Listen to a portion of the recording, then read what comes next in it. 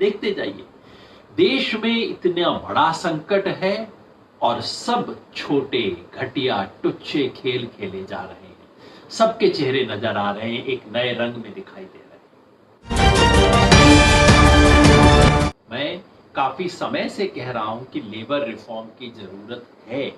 मैंने आपको पहले स्पष्ट किया, इस देश में समस्या ये है कि लेबर के कानून जरूरत से ज्यादा है। 40 कानून तो सेंट्रल गवर्नमेंट के ही हैं सिर्फ, और राज्यों के जोड़ लें तो पता नहीं कितने कानून है। ये ऐसा विषय है लेबर जो कि सेंटर और स्टेट दोनों के परव्यू में आता है, जिसको हम समवर्ती सूची कहते हैं, कंकरेंट लिस्ट भारत के संविधान की, उसमें लेबर लॉज आते हैं।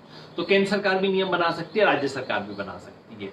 इतने सारे कानून हैं, एक दूसरे को काटते हुए कानून हैं, कई बार जरूरत से ज्यादा सख्त कानून हैं, लेकिन उसको सुधारना चाहिए। मैं इसका हमेशा समर्थन करता रहा हूं, मेरे कई साथी में से सहमत नहीं रहे। मैंने कहा नहीं, इसका सुधार होना चाहिए।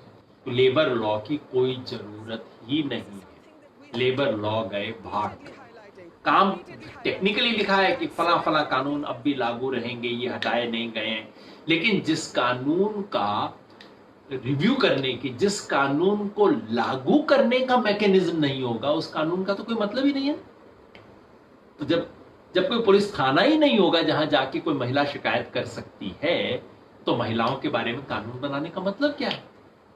तो लेबर लॉज में अब जो हो रहे हैं चेंजेस, ये लेबर लॉ में जिस रिफॉर्म्स की जरूरत है वो रिफॉर्म नहीं है। ये है कि लेबर लॉ को उठा के कूड़ेदान में डाल दिया और इंडस्ट्रियलिस्ट लोगों को कहा जा रहा है भाई जो करना है कर लो, चिंता मत करो, लेबर प्रॉब्लम नहीं होगा तुम्हारे।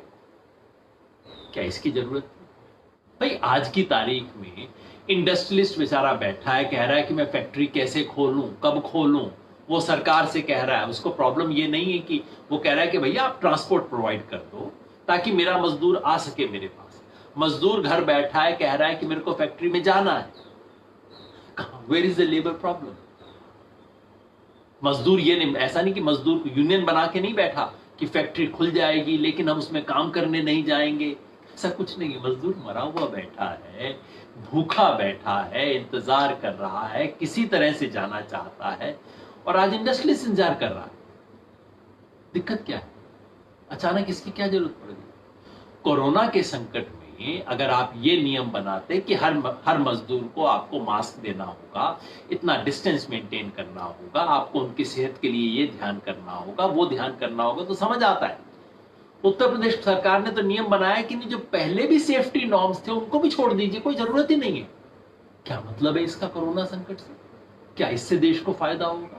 लॉकडाउन के बाद अर्थव्यवस्था को इंप्रूव करने में इनमें से किसी भी चीज से क्या फायदा होगा? मैं सिर्फ मजदूर के पॉइंट ऑफ व्यू से नहीं कह रहा हूं, मैं तो अर्थव्यवस्था के पॉइंट ऑफ व्यू से कह रहा हूं कि अर्थव्यवस्था को इससे क्या फायदा होगा। खेल कुछ और है। ले दे के मुझे लगता है इस खेल का अर्थव्यवस्था को तुरंत संभालने से, सुधार करने से कोई संबंध नहीं। ये खेल है विदेशी निवेश का। कल किसी लीडर ने कहा कि ये सारा कुछ शुरू इसलिए हुआ कि चीफ मिनिस्टर्स के साथ जो प्रधानमंत्री जी की कॉन्फ्रेंस हुई थी, वीडियो कॉन्फ्रेंस, उसमें प्राइम मिनिस्टर ने खुद कहा था कि लेबर रिफॉर्म करने ये समय कर लो। इशारा ऊपर से आया, इसलिए रातों रात, जिस चीज का कोई मतलब नहीं है, रातों रात सब जगह वो चीज होनी शुरू हो जाती है। इशारा ऊपर से आया था। इशारा क्यों आया? जब इससे अर्थव्यवस्था को कोई इमीडिएट फायदा नहीं हो रहा तो क्यों चाहते हैं प्रधानमंत्री ये करना, मुख्यमंत्री क्यों चाहते हैं ये चीज होना? इसका खेल विदेशी निवेश से है, फॉरेन इन्वेस्टमेंट से है। सुनते हैं इस वक्त प्रधानमंत्री को लग रहा है कि देश के अंदर किसी तरह से हम फॉरेन इन्वेस्टमेंट लेके आए, और फॉरेन इन्वेस्टमेंट जिन्हें लाना होगा, क्योंकि विदेशी कंपनियों को नियम कायदे कानून का बहुत रहता है, कम से कम वो हिंदुस्तानी कंपनियों की तरह काम कर नहीं सकती कि चुपचाप से कर लिया, लिखित में नहीं किया, अलिखित में काम करवा लिया। कॉर्पोरेशंस हैं, टैक्स देने वाली हैं, विदेश में उनसे लोग पूछने वाले हैं, इसलिए उन्हें अपना हिसाब किताब कागज पे रखना पड़ता है। वो इस तरह से नियमों को बाईपास कर नहीं सकती। तो ये विदेशी कंपनियों को इशारा है कि आ जाओ, हम कानून में ही लिख देंगे कि तुम्हें कानून का पालन करने की कोई जरूरत नहीं, लेबर कानून की कोई समस्या ही नहीं है, तुम चिंता मत करो। ये विदेशी इन्वेस्टमेंट अट्रैक्ट करने का तरीका हो सकता है।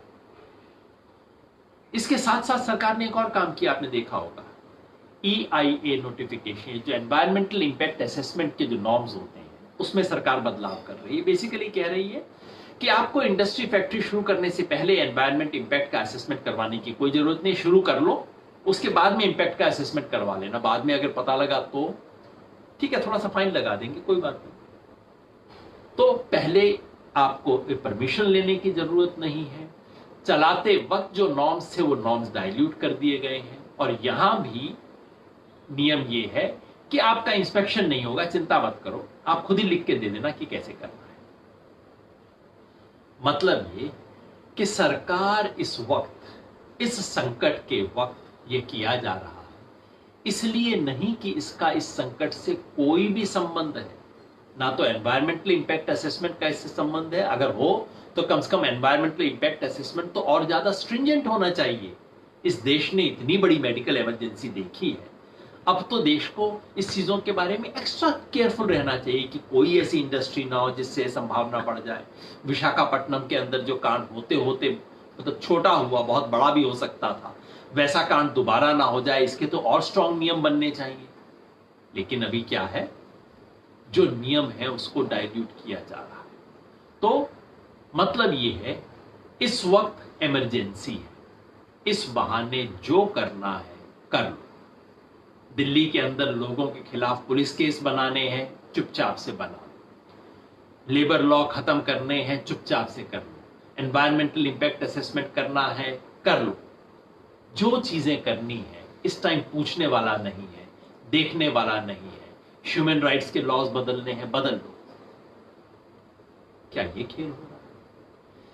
क्या कोविड से मुकाबले की आड़ में, इस महामारी की आड़ में हमें कई ऐसे इंजेक्शन दिए जा रहे हैं जिनका इस बीमारी से कोई संबंध नहीं है?